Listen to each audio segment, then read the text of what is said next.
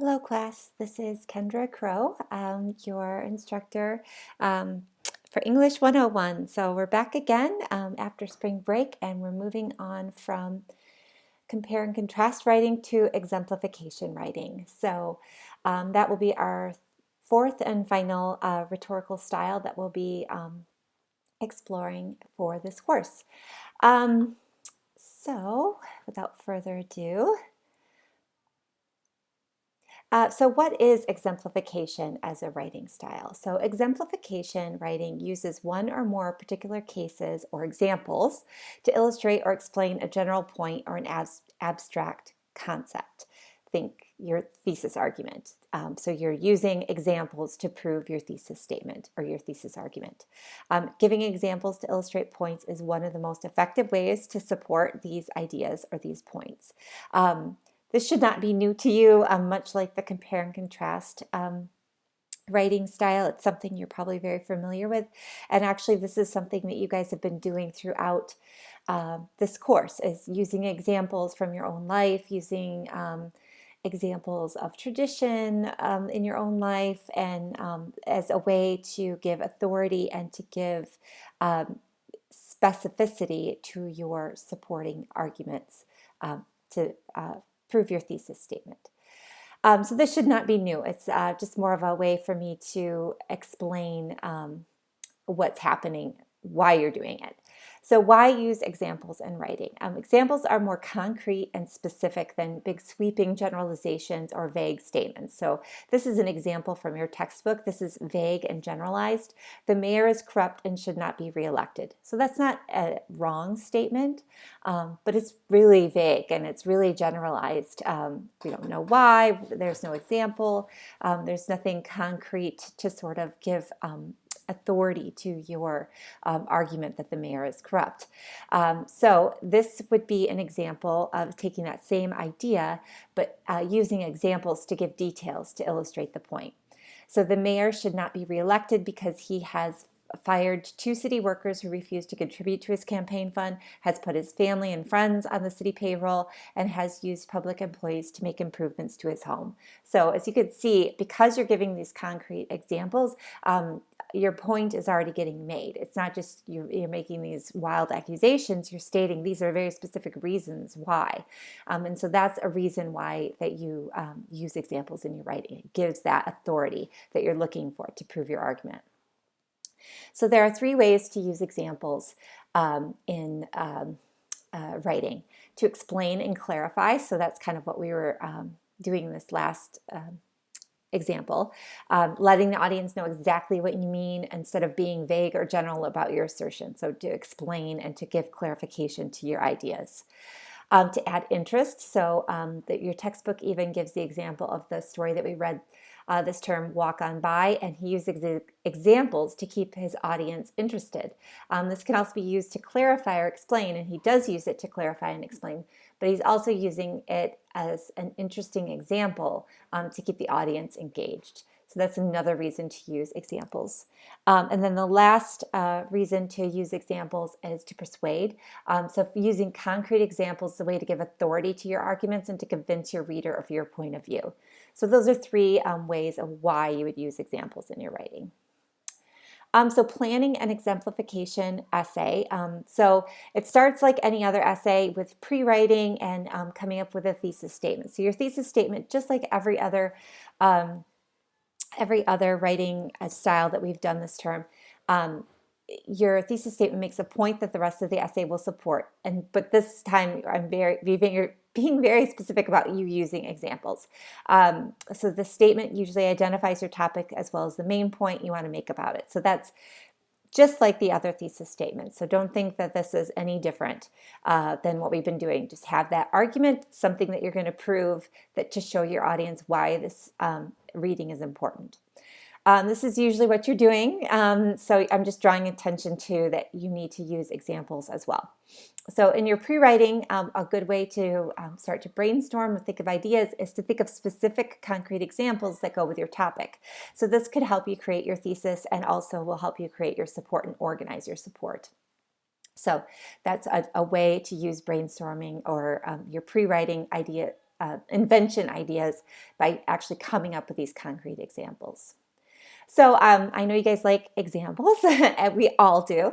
So, so this is based on the Exemplification out-of-class writing prompt, which is in the course and located under the Content out-of-class writing assignments Exemplification final essay section of your course. So you can take a look at and read that prompt there. But this is my thesis statement that I came up with for that particular writing assignment. So having been a stay-at-home mother in the past, I understand the level of exploitation that comes with all of the expectations from this situation.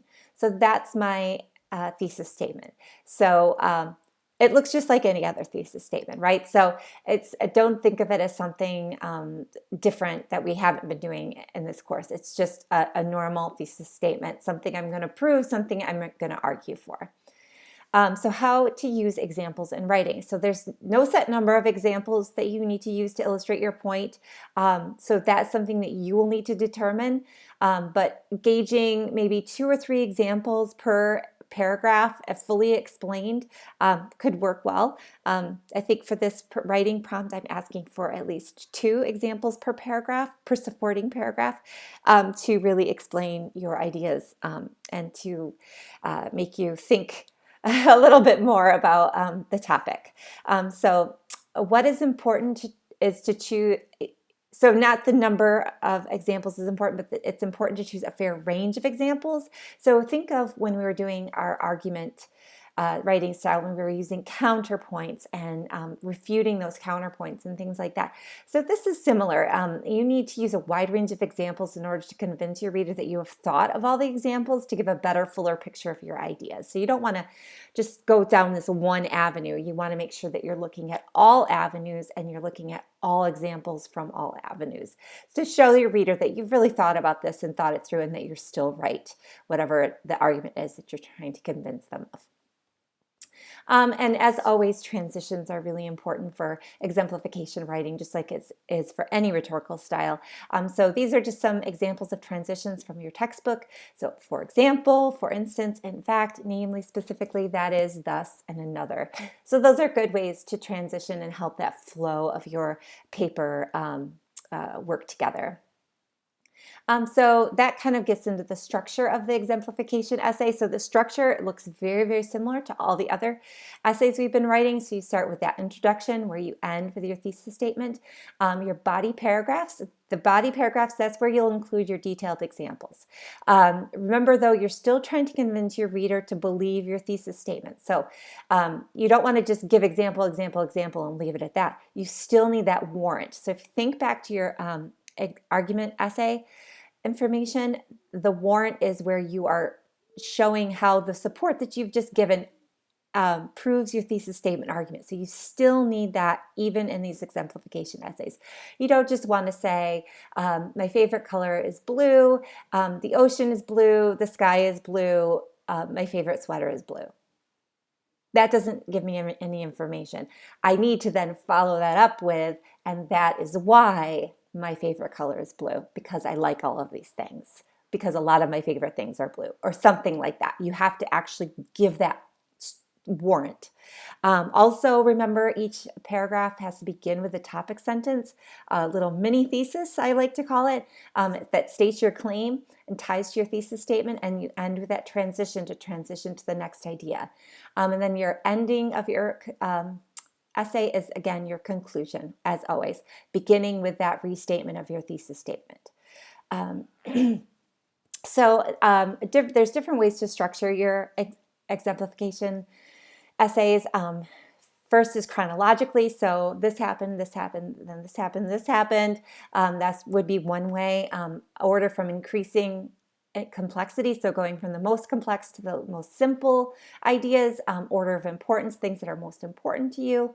But however you're arranging your paper, make sure it has a logical flow to it. You don't want it to be choppy even with your ideas. Not only your paragraph shouldn't be choppy, but your ideas shouldn't be choppy either. You don't want to go from boinging around to different ideas. You want to have some sort of logic behind the order that you're presenting those examples. So here's an example, and I did this based on the thesis statement that I wrote as an example. So this is how you would structure that essay that I wrote that thesis statement for. So your introduction, here's that thesis again. Having been a stay-at-home mother in the past, I understand the level of exploitation that comes with all the expectations from the situation. Okay, so body paragraph 1. Now I'm going to talk about the expectations from society to do things a certain way as a stay-at-home mom. So then I give 3 examples. I need to have a clean house. I need to make dinners. I need to take care of all the household duties. Those are the expectations from society. So that's what those are my examples that I'm using for that first body paragraph. And then I continue the second body paragraph. The overall paragraph is about expectations from my kids' school. So those examples would be being involved in the classroom, volunteering, getting involved with fundraising, and chaperoning field trips. So those are expectations from school that would be put on me because I'm a stay-at-home mom. And then body paragraph 3, expectations for myself. So things that are coming from inside of me. So then I could give examples of expectations for myself.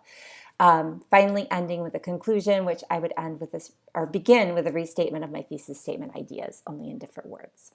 So again, basic structures there. I'm just looking at those examples per paragraph, which you guys have been doing anyway. So this shouldn't be new.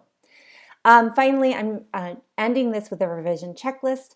This is all on page 209 of your patterns, but just as you're going through your writing, as you're looking at your drafts and things, you want to go through this checklist and say, does my assignment call for exemplification? Yes. Does your essay have a clear thesis that identifies the points? Yes.